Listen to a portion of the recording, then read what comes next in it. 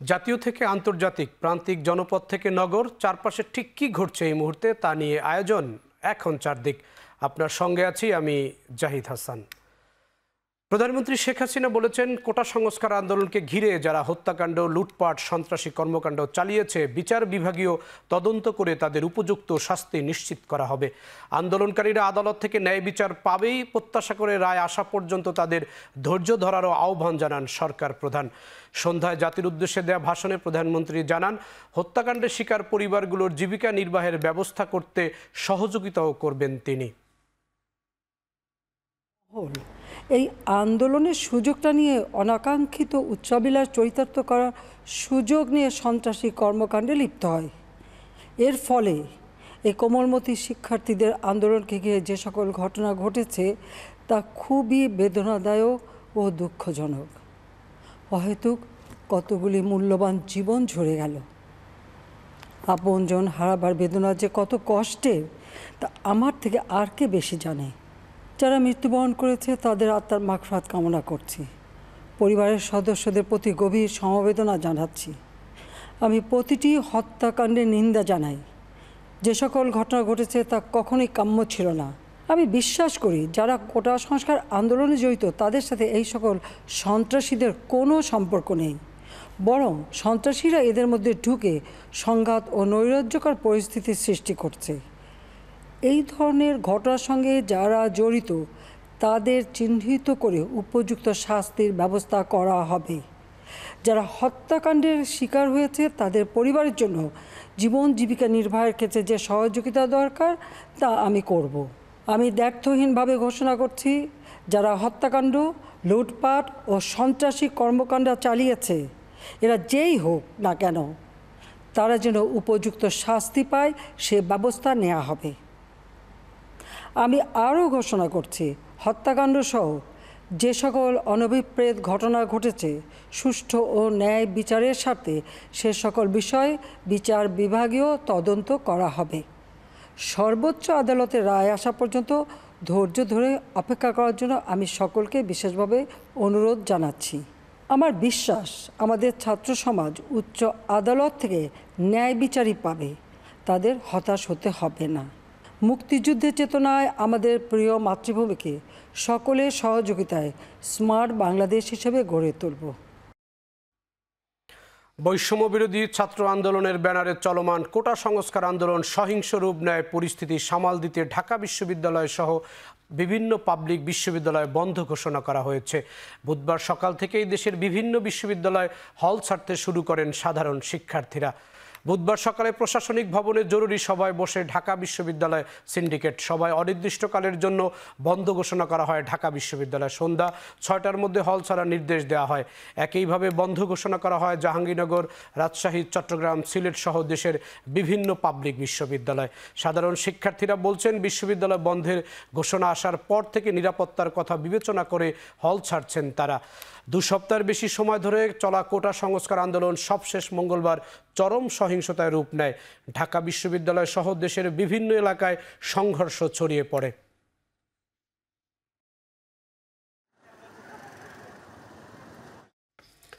কোটা আন্দোলন নিয়ে বিশ্ববিদ্যালয় বন্ধ ঘোষণা, হল ছাড়ার নির্দেশ দেওয়ার পর ক্ষুব্ধ আন্দোলনরত শিক্ষার্থীরা বিভিন্ন বিশ্ববিদ্যালয় ভিসেকে অবরুদ্ধ করে রাখা সহ বিভিন্ন সড়কে বিক্ষোভ মিছিল করেন তারা।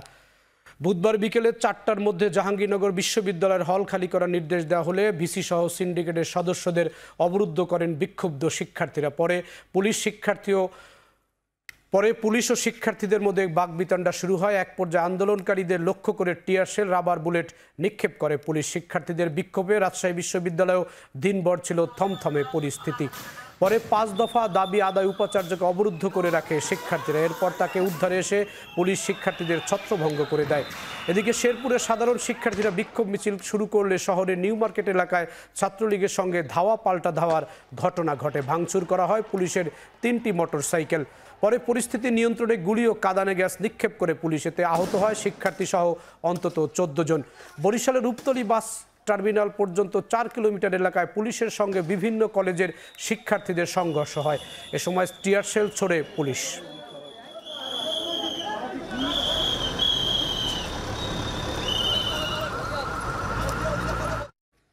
ঢাকা কলেজের ছাত্রলীগের কর্মীর জানাজা অনুষ্ঠিত হয়েছে। এতে আওয়ামী লীগ, যুবলীগ, ছাত্রলীগ, স্বেচ্ছাসেবক লীগ সহ আওয়ামী লীগের অঙ্গ সংগঠনগুলোর নেতাকর্মীরা অংশ নেন। কোটা সংস্কার আন্দোলনে নিহত ঢাকা কলেজ ছাত্রলীগের সাবেক সদস্য সবুজ আলীর জানাজা রাজধানীর বঙ্গবন্ধু অ্যাভিনিউতে আওয়ামী লীগের কেন্দ্রীয় কার্যালয়ের প্রাঙ্গণে অনুষ্ঠিত হয়। এতে অংশ নেন আওয়ামী লীগের সাধারণ সম্পাদক ওবায়দুল কাদের।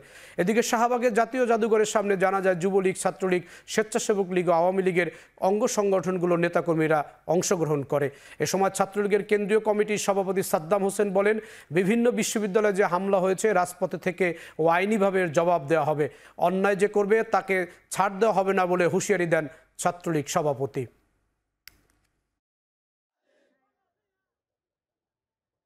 আমরা সুস্পষ্টভাবে উচ্চারণ করতে চাই, আমাদের ছাত্রলীগের ভাই বোনদের যে রক্ত ঝরেছে, বিভিন্ন শিক্ষা প্রতিষ্ঠানে আমাদের নারী শিক্ষার্থীদের উপর যে অমানবিক আচরণ করা হয়েছে, ছাত্রলীগের নেতাকর্মীদের উপর যেভাবে তাণ্ডব পরিচালনা করা হয়েছে, প্রত্যেক ফোঁটা রক্তের জবাব বাংলাদেশ ছাত্রলীগের কাছে দিতেই হবে। অনতিবিলম্বে বাংলাদেশের প্রত্যেক শিক্ষা প্রতিষ্ঠান থেকে এই স্বাধীনতা বিরোধী রাজাকারদের এজেন্টদের বাংলাদেশের বিভিন্ন শিক্ষা প্রতিষ্ঠান থেকে আমরা চিরতরে নির্বাসনে পাঠাবো। সরকারি চাকরিতে কোটা সংস্কারের দাবিতে চলমান আন্দোলনে নিহতদের জন্য ঢাকা বিশ্ববিদ্যালয়ে গায়েবানা জানাজা পালন করেছে বৈষম্য বিরোধী ছাত্র সমাজ। বিকেল 4টার পর বিসি চত্বরে 2000-এর বেশি শিক্ষার্থীর অংশগ্রহণে 6টি প্রতীকী কফিন নিয়ে জানাজা অনুষ্ঠিত হয়। এ সময় আন্দোলনকারী শিক্ষার্থী নিহতদের রুহের মাগফিরাত কামনা করেন। জানাজা শেষে শিক্ষার্থীরা টিএসসির অভিমুখে মিছিল নিয়ে গেলে পুলিশের সঙ্গে সংঘর্ষ বাধে। পরে তারা ছত্রভঙ্গ হয়ে যায়।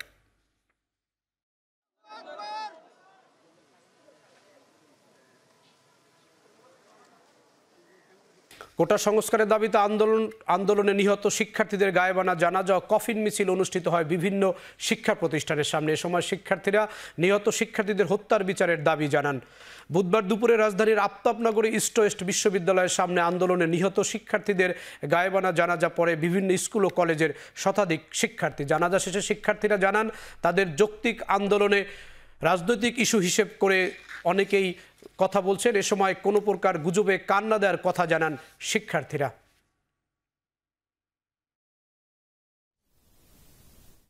মানে কেন্দ্রীয় কর্মসূচির যে অংশবিশেষ রাজু ভাস্কর্যের এখানে আমরা হচ্ছে যে মানে গায়েবানা জানাজার কর্মসূচি পালন করছি। এখানে এতগুলো ছাত্র, এতগুলো মানুষ কখনো অযৌক্তিক দাবি করতে পারে না। তাই আমরা সবাই একতা, যেহেতু আমরা একতা হয়েছি এবং আমাদের একটাই যৌক্তিক দাবি, সেটা হলো কোটাটা সংস্কার চাচ্ছি, আমরা তো বাতিল চাচ্ছি না। মানে আমরা এতদিন পর্যন্ত এরকম জানতাম যে যাই ঘটে যাক, পুলিশ তো ছাত্রদের দিকে গুলি দেবে না, গুলি তাক করবে না, ছাত্রদেরকে মেরে ফেলবে না, এই বিশ্বাস আমাদের ছিল। এই সময় অনেক বিভ্রান্তি ছড়ানো হচ্ছে, নানানজন নানানভাবে নানান মন্তব্য করছে, কোনটা আসলে অথেন্টিক কোনটা অথেন্টিক না সেটা কিন্তু আপনারাও শিওর না। কোটা সংস্কার আন্দোলনকে কেন্দ্র করে সংঘর্ষে নিহতদের স্মরণে দেশের বিভিন্ন কলেজ ও বিশ্ববিদ্যালয়ের শিক্ষার্থীরা গায়েবানা জানাজা করেছে। এ সময় শিক্ষার্থীদের নিহতের প্রতিবাদের বিক্ষোভ করেন আন্দোলনকারী শিক্ষার্থীরা। বুধবার বেগম রোকেয়া বিশ্ববিদ্যালয়ের গায়েবানা জানাজা করেন শিক্ষার্থীরা। এরপর 1 নম্বর গেট এলাকায় বিক্ষোভ মিছিল করেন তারা। এদিকে কোটা সংস্কার আন্দোলনকে কেন্দ্র করে সংঘর্ষে নিহতদের স্মরণে সিলেট শাহজালাল বিজ্ঞান ও প্রযুক্তি বিশ্ববিদ্যালয়ে গায়েবানা জানাজা সম্পন্ন হয়। এরপর করা হয় কফিন মিছিল। নিহতদের স্মরণে গায়েবানা জানাজা করেছে টাঙ্গাইলের শিক্ষার্থীরাও। টাঙ্গাইল শহরের জেলা সদরের হেলিপ্যাড এলাকায় গায়েবানা জানাজা অংশ নেয় কয়েকশো শিক্ষার্থী। নোয়াখালীতে কফিন মিছিল ও গায়েবানা জানাজা আর নামাজ আদায় করেছে বৈষম্য বিরোধী ছাত্র আন্দোলন। নোয়াখালী জেলা প্রশাসক কার্যালয়ের সামনে থেকে একটি কফিন মিছিল বের করেন শিক্ষার্থীরা।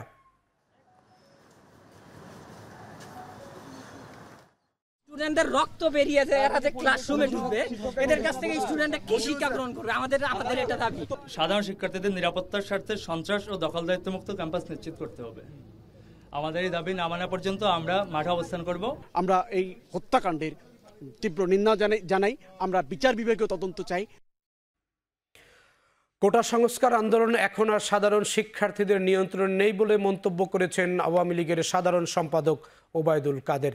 এই আন্দোলন এখন রাজনৈতিক আন্দোলনের রূপ নিয়েছে। সারা দেশে আওয়ামী লীগের সব নেতাকর্মীদের এই আন্দোলন মোকাবিলায় ওয়ার্ডে ওয়ার্ডে প্রস্তুত থাকারও নির্দেশ দেন তিনি। ঢাকা জেলা ও ঢাকা মহানগর আওয়ামী লীগের নেতৃবৃন্দের সঙ্গে মতবিনিময় সভায় প্রধান অতিথির বক্তব্যে ওবায়দুল কাদের বলেন, বিএনপি জামায়াত আন্দোলনে অংশ নিয়ে ছাত্রলীগের ওপর হামলা করেছে। ছাত্রলীগের নেতাকর্মীদের গভীর রাতে হল থেকে বের করে দিয়েছে। আওয়ামী লীগের নেতাকর্মীদের বিরুদ্ধে প্রতিরোধ গড়ে তুলবে। বিএনপি রাজনৈতিক উদ্দেশ্য হাসিলের জন্য সাধারণ শিক্ষার্থীদের উস্কানি দিয়েছে বলে এ সময় অভিযোগ করেন তিনি। শিক্ষার্থীদের আন্দোলন থেকে বিরত রাখতে অভিভাবকদের প্রতি অনুরোধও জানান ওবায়দুল কাদের। বিএনপির মহাসচিব ফখরুল সাহেব দম্ভ করে বলেছে, আমরা যা পারি নাই ছাত্ররা তা করে দেখিয়েছে। এতে বোঝা যায় কোটার দাবিতে তারা নেই। তারা নির্বাচিত সরকারকে হটাতে চায়। এই মুহূর্ত থেকে আমরা মাঠে থাকব, লড়াইয়ের মাঠে থাকব। আমরা লড়াই করব, প্রতিরোধ করব এবং ইনশাআল্লাহ পরাজিত করব। শিক্ষার্থীদের আন্দোলন আলোচনার মাধ্যমে সমাধান করা যেত, কিন্তু সেটা না করে সরকার হত্যাকাণ্ড ঘটিয়েছে বলে অভিযোগ করেছেন বিএনপির মহাসচিব মির্জা ফখরুল ইসলাম আলমগীর। বুধবার দুপুরে জাতীয় মসজিদে বাইতুল মোকাররম গায়েবানা জানাজা শেষে সাংবাদিকদের তিনি কথা বলেন। আন্দোলনরত শিক্ষার্থীদের উপর হামলার ঘটনায় নিন্দা জানান তিনি। আন্দোলন দমানোর জন্য বিশ্ববিদ্যালয় বন্ধ করা কোনো সমাধান নয় বলেও মন্তব্য করেন মির্জা ফখরুল। জানাজা শেষে বাইতুল মোকাররমের উত্তর গেটে পুলিশের সঙ্গে সংঘর্ষ জড়ায় বিএনপির কর্মীরা। এ সময় তাদের ছত্রভঙ্গ করে টিয়ার সেল ও সাউন্ড গ্রেনেড নিক্ষেপ করে পুলিশ। পরে বিএনপির বেশ কিছু কর্মী সমর্থককে আটক করে পুলিশ। ছাত্রদের একটা ন্যায়সঙ্গত দাবি শুধু কোটার ব্যাপারে, এটা তারা আলাপ আলোচনার মধ্যেই শেষ করতে পারত, কিন্তু শুধুমাত্র তার জেদের কারণে আজকে তারা এই একটা হত্যাকাণ্ড ঘটিয়েছে এবং হত্যাকাণ্ডের তীব্র প্রতিবাদ আমরা জানিয়েছি। আজকেও আমরা এই গায়েবী জানাজাতে আমরা এখানে এসেছিলাম। আপনারা দেখেছেন কিভাবে এই সমস্ত এই মসজিদেও তারা কিভাবে এটাকে তার এন্ট্রিকে বন্ধ করে দিয়ে আমাদের এখানে গায়েবী জানাজাতে তারা বিভিন্নভাবে বাধা প্রদান করেছে। এখন চারদিকে নিচ্ছে একটি বিরতি, ফিরছে একটু পরেই।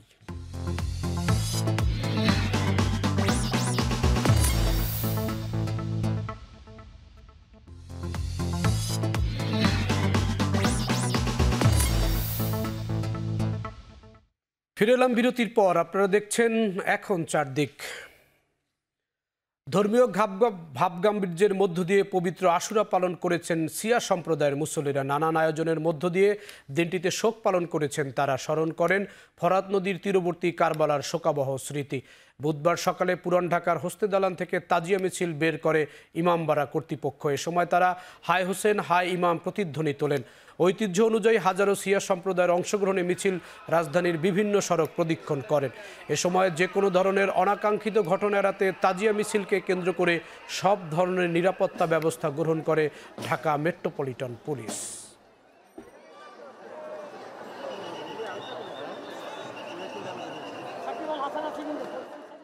ইমাম হোসেন তাদের পরিবারের জন্য আমরা এখানে শোক পালনের জন্য এসেছি। গেছে বছর নাতিনের লেগা মানছি, অসুখ ছিল, অসুখ আল্লাহ মাফ করছে, এবার ঠান্ডা করে দিব। ইমাম হোসেনের জন্য শোক মিছিল আজকে। এইটা পূর্ব থেকে আমার দাদারা চাচারা ওনারাও আসতো, আমরাও আছি। এই তাজিয়া মিছিল তার নির্দিষ্ট পথ অতিক্রম করে বেলা 1:30টার দিকে এটা ঝিগাতলা কারবালা নামক স্থানে শেষ হবে। এদিকে সারা দেশে আলোচনা সভার পাশাপাশি তাজিয়া মিছিল করেছে শিয়া সম্প্রদায়ের লোকজনরা। বুধবার সকালে চট্টগ্রামের সদরঘাটের ইমামবাড়া জামে মসজিদে কারবালার শোক গাথা নিয়ে আলোচনা করা হয়। পরে সেখান থেকে তাজিয়া মিছিল বের হয়। এ সময় কারবালার যুদ্ধের প্রতীকী নিশান ও ইমাম হোসাইনের প্রতীকী কফিন বহন করেন তারা। মিছিলটি শহরে বিভিন্ন সড়ক প্রদক্ষিণ করে। খুলনায় পবিত্র আশুরা উপলক্ষে নগরীর সাউথ সেন্ট্রাল রোডের ইমামবাড়া মসজিদে আলোচনা সভা অনুষ্ঠিত হয়। পরে কালো পোশাক ও বিভিন্ন নিশানা নিয়ে শক রেলিতে অংশ নেন শিয়া সম্প্রদায়ের অনুসারীরা। এছাড়া বরিশাল, রংপুর সহ দেশের বিভিন্ন এলাকায় কারবালার ইতিহাস থেকে অন্যায়ের কাছে মাথা নত না করার শিক্ষা গ্রহণের কথা জানান অংশগ্রহণকারীরা।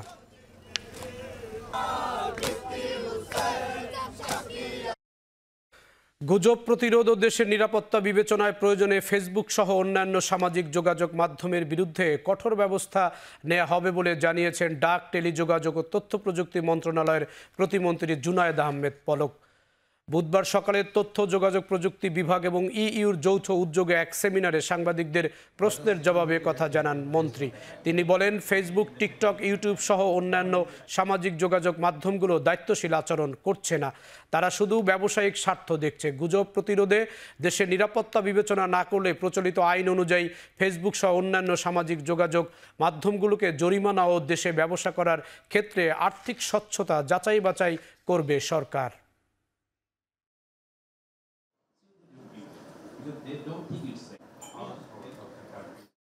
সোশ্যাল মিডিয়াতে কিন্তু খুব মারাত্মকভাবে ক্ষোভ এবং ঘৃণা, সহিংসতার মূলক বিভিন্ন ধরনের কন্টেন্ট আমরা লক্ষ্য করছি।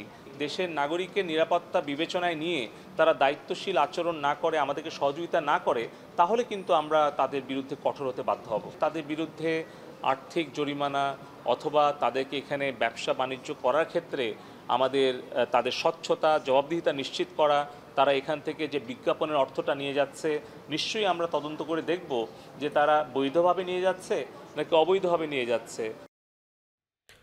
খালের জায়গায় উদ্ধার করে সীমানা প্রাচীর দেওয়া ও পানি প্রবাহ নিশ্চিত করতে উদ্যোগ নেওয়া হবে বলে জানিয়েছেন ঢাকা দক্ষিণ সিটি কর্পোরেশনের মেয়র শেখ ফজলে নূর তাপস। বুধবার সকালে দক্ষিণ সিটির ৬৬ নম্বর ওয়ার্ডের ডগাইর খাল পরিদর্শন শেষে এ মন্তব্য করেন মেয়র। এ সময় তিনি বলেন, ভূমিদস্যুর একত্রিত হয়ে খালগুলো যেন দখলমুক্ত না হয় সে চেষ্টা করছে। খালগুলোকে পুনরুদ্ধার করে ও ৩ গুণ গভীর করা হবে। জলাবদ্ধতা রোধে যেখানে সেখানে ময়লা ফেলা বন্ধ করা ও দীর্ঘস্থায়ী সমাধানের জন্য ব্যাপক বিনিয়োগের আহ্বান জানান তিনি। এ সময় শ্যামপুর, মান্ডা, জিরানি, কালুনগর খাল দখলমুক্ত করে আগের রূপে ফিরিয়ে আনার আশ্বাসও দেন মেয়র। দীর্ঘদিনের ভূমিদস্যুরা তারা একত্রিত হয়েছে এবং যাতে করে এই খালগুলো পূর্ণরূপে দখলমুক্ত করা না যায় সেই উদ্যোগ বা সেই অপচেষ্টায় তারা লিপ্ত।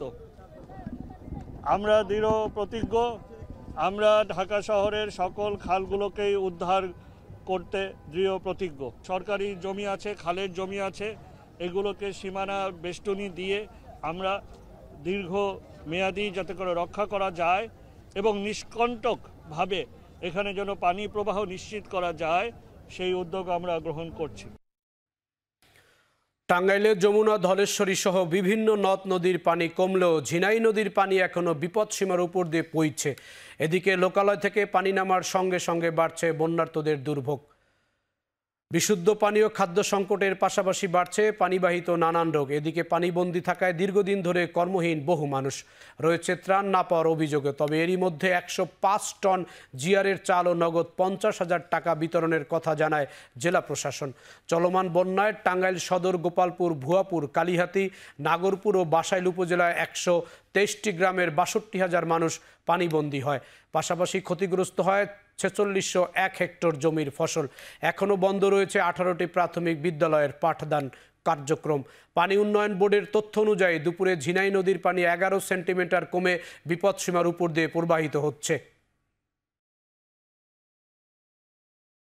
সড়ক ভেঙে গেছে, বর্ষার কারণে আমরা চলাচল করতে কষ্ট, নৌকাতে পার হওয়া লাগে। সব পানিতে বন্যায় বাসতাইছে, এখন আসা যাওয়ার খুবই কষ্ট, নৌকা ছাড়া কেউ চলাফেরা করা হারে না।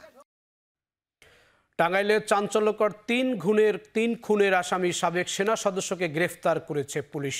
হত্যার শিকার ৩ যুবক হলেন টাঙ্গাইলের ঘাটাইল উপজেলার সামাদ সজীব, গোপালপুর উপজেলার আতিক হাসান এবং জামালপুর সদর উপজেলার রাহাত হোসেন উজ্জ্বল। গ্রেপ্তার হওয়া টাঙ্গাইলের ধনবাড়ি উপজেলার তালেবালির ছেলে মোহাম্মদ কনক ঢাকা সেনানিবাসে সৈনিক পদে কর্মরত ছিলেন। পুলিশ জানায়, নিহত ৩ যুবক সামাদ, সজীব, আতিক হাসান এবং রাহাত হোসেন উজ্জ্বলকে সেনাবাহিনীতে চাকরি দেওয়ার কথা বলে প্রত্যেকের কাছ থেকে ৮ লাখ করে টাকা নেয় কনক। কিন্তু পরে তাদের চাকরি দিতে না পারায় একে একে ৩ জনকেই হত্যা করে সে। ৩ যুবককে হত্যার কথা স্বীকার করে বুধবার আদালতে জবানবন্দিও দিয়েছেন কনক।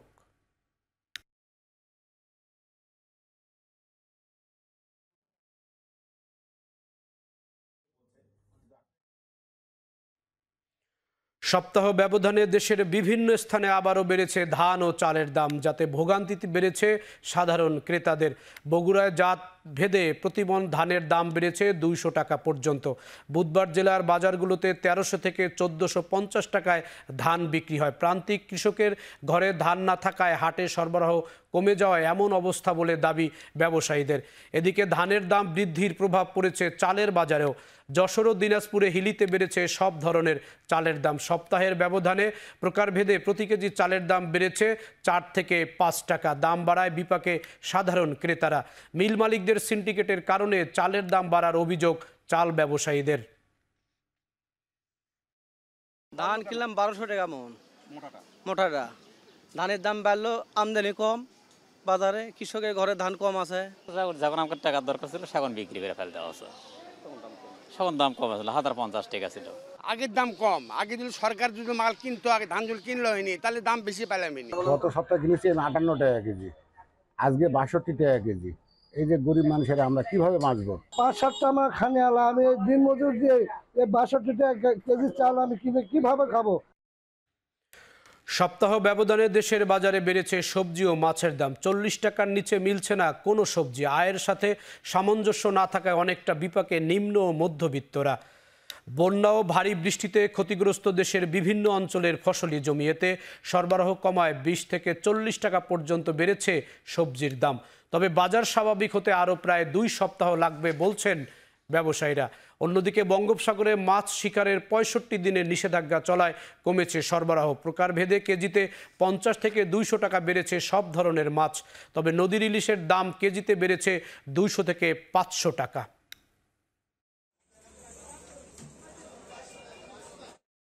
সমুদ্রে মাছ ধরার নিষেধাজ্ঞা থাকলেও কক্সবাজারে চাষের মাছের পাশাপাশি মিলছে কয়েক ধরনের সামুদ্রিক মাছ। তবে চাহিদার তুলনায় সরবরাহ অনেক বেশি থাকায় কম থাকায় মাছের দাম এখনও বাড়তি।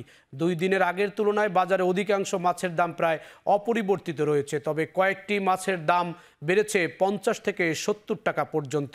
প্রতি কেজি লইট্টা বিক্রি হচ্ছে 270 টাকায়, যা 2 দিন আগেও বিক্রি হয়েছে 160 থেকে 200 টাকায়।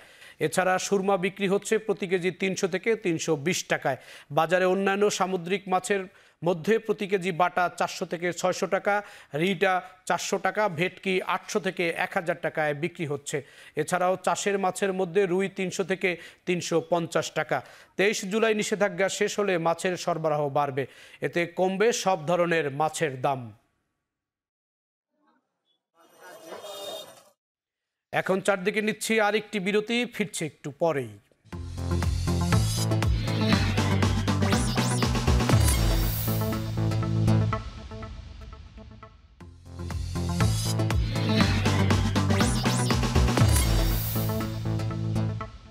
ফিরে এলাম বিরতির পর। আপনারা দেখছেন এখন চারদিক। এবার আন্তর্জাতিক প্রসঙ্গ। অবরুদ্ধ গাজায় একদিনে আরও 57 জন ফিলিস্তিনিকে হত্যা করেছে ইসরায়েলি সেনারা। মঙ্গলবার উপত্যকার বিভিন্ন অংশে হামাস যোদ্ধাদের সঙ্গে সংঘর্ষ হয় সেনাদের। এছাড়া রাফা, খান ইউনিস সহ দক্ষিণ ও মধ্য অঞ্চলে বিমান হামলাও চালায় ইসরায়েল। ঐতিহাসিক আল নুসাইরাত শরণার্থী শিবিরে জাতিসংঘ পরিচালিত একটি স্কুলে বিমান হামলায় প্রাণ যায় সাংবাদিক সহ কমপক্ষে 23 জনের। এ নিয়ে গাজায় চলমান যুদ্ধে নিহত সংবাদকর্মীর সংখ্যা পৌঁছালো 160 জনে। মোট ফিলিস্তিনি নিহত 38,713 জন। এছাড়া ইসরায়েলের 326 জন সেনাও যুদ্ধে নিহত হয়েছে বলে জানিয়েছে তেল আবিব।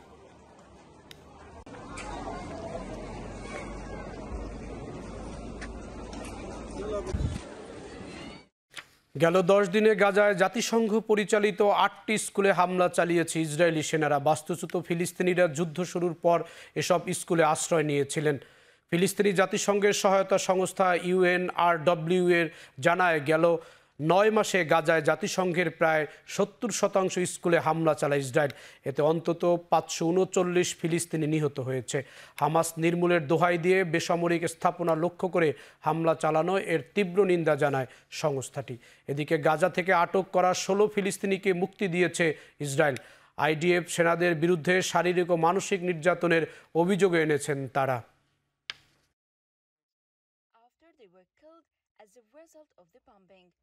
ওমানে শিয়া মসজিদের কাছে হামলার ঘটনার দায় স্বীকার করেছে জঙ্গি গোষ্ঠী IS। হামলায় নিহতের সংখ্যা বেড়ে দাঁড়িয়েছে 6 জনে। নিহতদের মধ্যে 4 জন পাকিস্তানি নাগরিক, 1 জন ভারতীয় এবং 1 জন পুলিশ সদস্য বলে জানা গেছে। রাজধানীর মাসকাটের ইমাম আলী মসজিদের কাছে ওই হামলায় আহত হয় 28 জন। হামলার পর আল ওয়াদি আল কাবির এলাকায় সোমবার রাতে নিরাপত্তা বাহিনীর অভিযানে নিহত হয়েছেন 3 বন্দুকধারী। তাদের পরিচয় হামলার উদ্দেশ্য প্রকাশ করেনি ওমান পুলিশ। হামলাকারীদের নিজেদের সদস্য বলেও দাবি করেছে আইএস। বিভিন্ন সামাজিক যোগাযোগ মাধ্যমে হামলার খবরে উচ্ছ্বাস জানিয়েছে আইএস সমর্থকরা।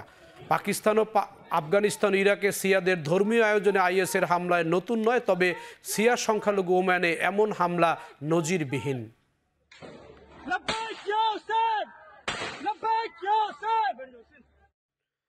যুক্তরাষ্ট্রে আবারও বাড়ছে করোনা ভাইরাসের প্রকোপ। 1 সপ্তাহে দেশটিতে হাসপাতালের জরুরি বিভাগে করোনার উপসর্গ নিয়ে রোগী বেড়েছে 23% বেশি। মার্কিন কেন্দ্রীয় রোগ নিয়ন্ত্রণ ও প্রতিরোধ কেন্দ্র সিডিসি জানিয়েছে এই তথ্য। চলতি মাসের 6 তারিখ পর্যন্ত 7 দিনের আগের সপ্তাহের তুলনায় করোনার রোগী ছিল অপ্রত্যাশিত মাত্রায় বেশি। এছাড়া ক্যালিফোর্নিয়ায় বজ্রপানি পরীক্ষা করে করোনায় উচ্চ সংক্রমণ শনাক্ত করা হয়েছে।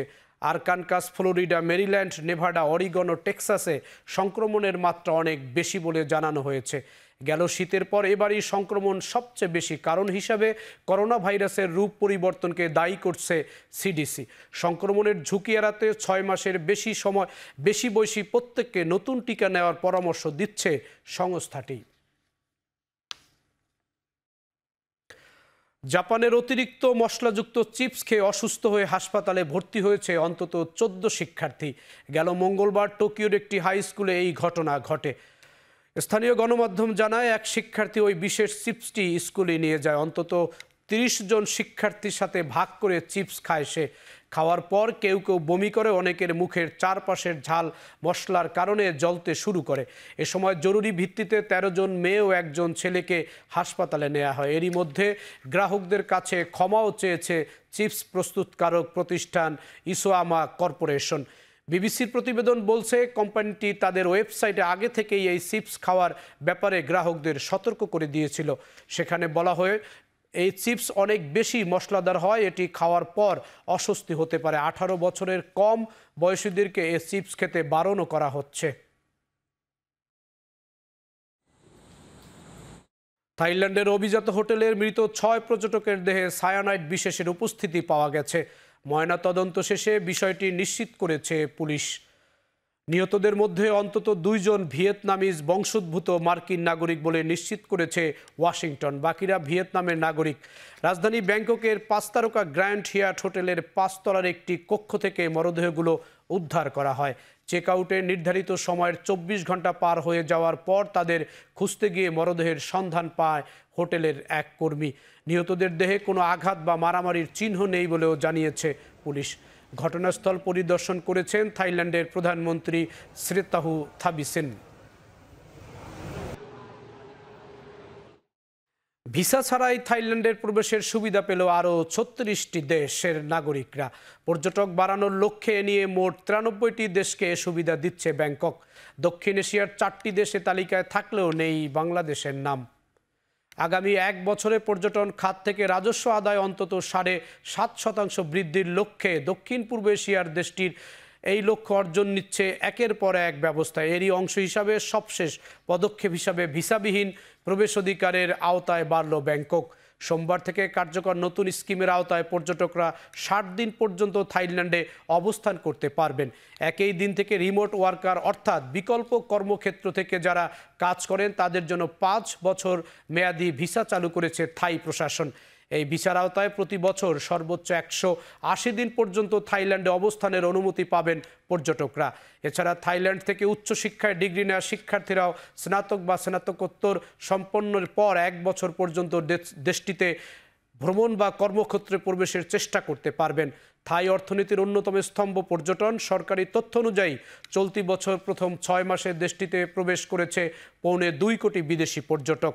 আগের বছরের তুলনায় একই সময়ের 35% বেশি হলেও করোনার পূর্ববর্তী সময়ের তুলনায় এ সংখ্যা ম্লান।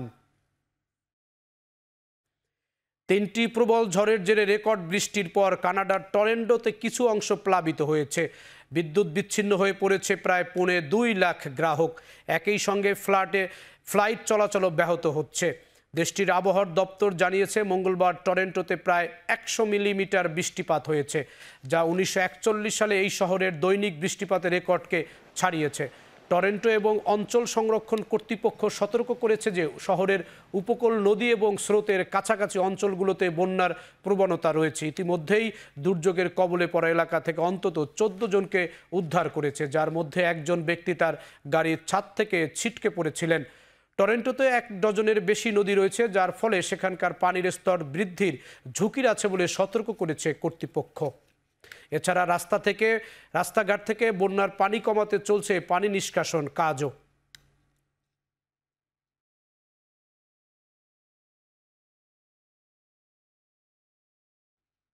ওমান উপকূলে একটি তেলবাহী ট্যাঙ্কার ডুবে 16 জন নাবিকের সবাই নিখোঁজ রয়েছেন। এদের মধ্যে 13 জনই ভারতের নাগরিক, বাকিরা শ্রীলঙ্কান। ওমানের মেরিটাইম সিকিউরিটি সেন্টার জানিয়েছেন আফ্রিকার দক্ষিণ পূর্বাঞ্চলীয় দেশ কমোরোজের পতাকাবাহী ছিল প্রেস্টিজ ফ্যালকন নামের একটি ট্যাঙ্কার, যাচ্ছিল ইয়েমেনের বন্দরনগরী এডেনে। পথে ওমানের বন্দরনগরী দুকামের কাছে ডুবে যায় সেটি। ওমানের দক্ষিণ পশ্চিম উপকূলীয় শহর দুকামে অবস্থিত দেশটির প্রধান তেল গ্যাস ক্ষেত্র, তেল পরিশোধনাগার এবং সর্ববৃহৎ শিল্প অঞ্চল। তেলবাহী ট্যাঙ্কার ডুবে তেল বা উপজাত সাগরের ছড়িয়ে পড়ার শঙ্কা রয়েছে কিনা তাও এখনও নিশ্চিত নয়। 2017 সালে নির্মিত 117 মিটার দীর্ঘ নৌযানটি ডুবে যাওয়ার কারণ জানা যায়নি।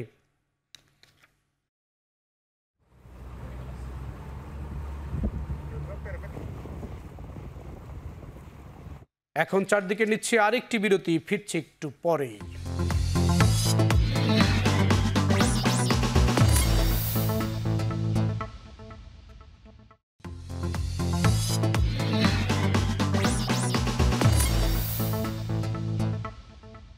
ফিরে এলাম বিরতির পর। আপনারা দেখছেন এখন চারদিক। খেলার খবর। বাংলাদেশ ফুটবল ফেডারেশন বা বাফুফের নির্বাচনের তারিখ নির্ধারণ করা হয়েছে 26 অক্টোবর। বুধবার বাফুফের কার্যনির্বাহী কমিটির সভায় এই সিদ্ধান্ত হয়। বাংলাদেশ ফুটবল ফেডারেশনের বর্তমান কমিটির মেয়াদ শেষ হবে 3রা অক্টোবর। মেয়াদ শেষ হবার 3 সপ্তাহ পর নির্বাচনের তারিখ নির্ধারণ করেছে বাফুফে। এজন্য ফুটবলের সর্বোচ্চ সংস্থা ফিফার কাছ থেকে অনুমতি লাগবে, আর এজন্য বাফুফেকে ফিফার কাছে মেয়াদ শেষ হবার কারণও ব্যাখ্যা করে আবেদন করতে হবে। আসন্ন ফুটবল ফেডারেশন নির্বাচনে 5মবারের মতো কাজী সালাউদ্দিন সভাপতি পদে নির্বাচন করবেন কিনা তা এখনও স্পষ্ট করেননি তিনি। শেষ করছি এখন চারদিক। এখন টেলিভিশন ওয়েবসাইট দেখতে ভিজিট করুন www.ekhon.tv। এছাড়া এখন টেলিভিশন ফেসবুক দেখতে ভিজিট করুন facebook.com/tv.ekhon এবং ইউটিউব দেখতে ভিজিট করুন youtube.com/c/ekhon tv।